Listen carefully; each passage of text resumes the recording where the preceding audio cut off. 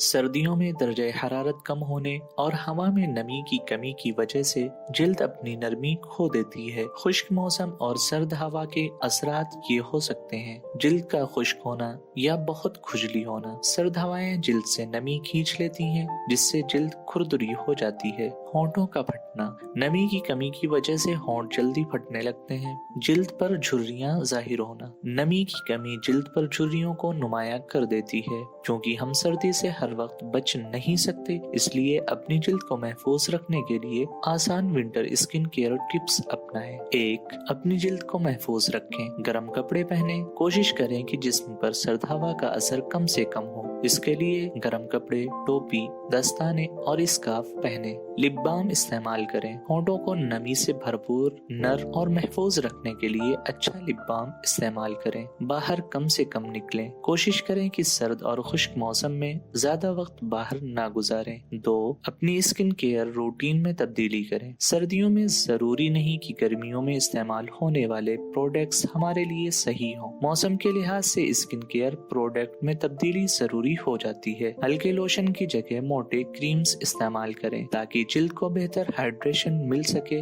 ऐसे प्रोडक्ट से परहेज करें जिनमें अल्फा या बीटा हाइड्रोक्सी एसिड शामिल हो, क्योंकि ये सर्दियों में जिल्द को मजीद खराब कर सकते हैं। 3. घर के माहौल में तब्दीली करें। हीटर का कम इस्तेमाल करें। हीटर हवा से नमी खींच लेता है, इसलिए सर्दी से बचने के लिए हीटर के बजाय स्वेटर पहने या कंबल लें।